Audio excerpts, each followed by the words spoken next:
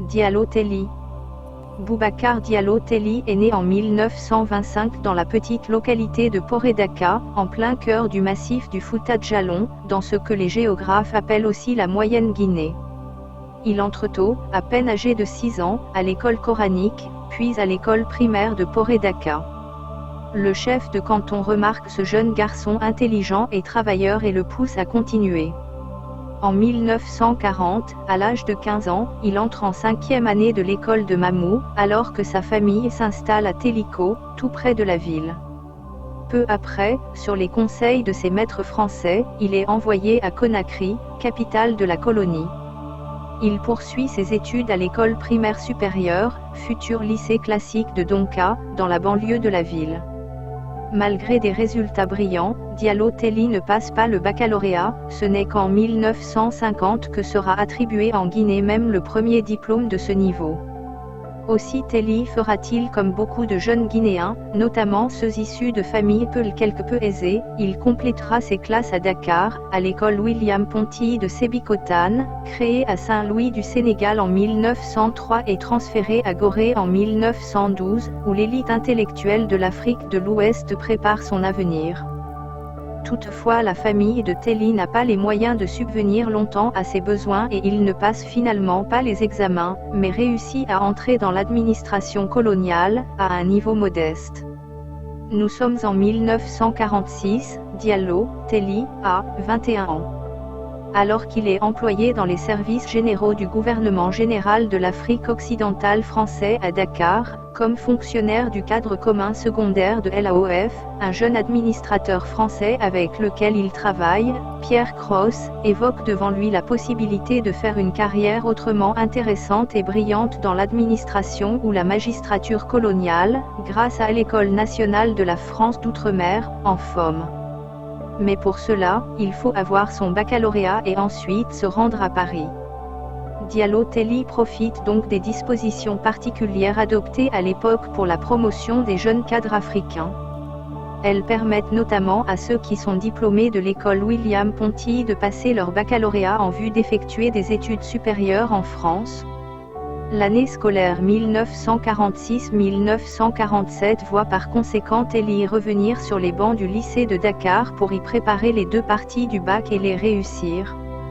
Il a notamment comme professeur Jean Suré-Canal, universitaire membre du Parti communiste français.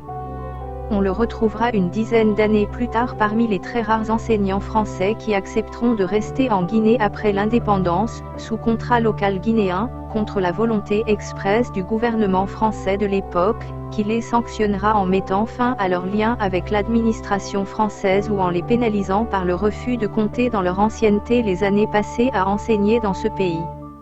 Une fois nanti du précieux diplôme, Telli part pour la France et s'inscrit d'emblée à la faculté de droit et des sciences économiques de Paris, située en place du Panthéon, en plein quartier latin. Outre la licence en droit et en sciences économiques, Telli prépare également avec assiduité le concours d'entrée à en FOM. C'est une véritable existence d'étudiant parisien que vit Telli pendant ces quelques années. Pendant l'été 1951, Diallo Telli, qui vient de réussir sa licence en droit et en sciences économiques, est reçu premier au concours B de l'École nationale de la France d'outre-mer, réservé aux jeunes gens déjà fonctionnaires. Au cours de ce même été, il se marie avec Kadidiatou Diallo, une Guinéenne de 3 ans plus jeune que lui, originaire de Yambéring, petit village près de la baie. Major de sa promotion, au lieu de choisir la filière « Administration générale », qui était alors la plus prisée, il choisit la section « Magistrature ». Dès sa sortie de l'École nationale de la France d'outre-mer avec ses camarades de promotion 1951-1953, Diallo Telli est affecté, conformément à son choix, dans la magistrature d'outre-mer, dont le cadre est géré conjointement par le ministre de la Justice et celui de la France d'outre-mer. Il est nommé au poste de substitut du procureur de la République près le tribunal de 3e classe de Thiès au Sénégal, un poste qui vient d'être créé. Mais il ne va pas durer dans la capitale du rail. Après Thiès, il devient dans un premier temps chef de cabinet du haut-commissaire de l'AOF, Afrique occidentale française, à Dakar, en 1955. Il postule ensuite pour le poste de secrétaire général de l'AOF, et est finalement retenu pour ce poste auquel il accède en avril 1957. Les 18 mois qu'il passera à ce poste lui permettront de se familiariser avec le fonctionnement d'institutions de type parlementaire, et surtout de côtoyer quelques grands noms comme Léopold Sédar Senghor, Félix Houphouët-Boigny, Lamine Gueye, Modibo Keïta, Fili Dabo Sissoko, Djibo Bakary, Amani Diori, Ouedzine Coulibaly et bien d'autres.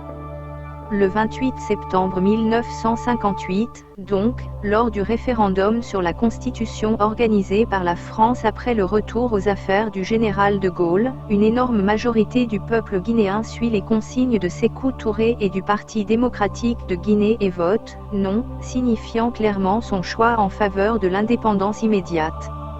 Le désir de faire son entrée officielle dans la communauté internationale en devenant membre de l'Organisation des Nations Unies constitue alors l'une des premières manifestations de l'indépendance de tout nouvel État. Sékou Touré accorde, donc, à juste titre, une grande attention au problème de l'admission de la Guinée à l'ONU. Après le référendum de 1958, Diallo Telli fait le choix de venir se mettre au service de son pays. Conscient de son potentiel, Sékou Touré le charge de faire admettre la Guinée à l'ONU. Telli y parvient en quelques semaines, malgré les manœuvres dilatoires de Paris.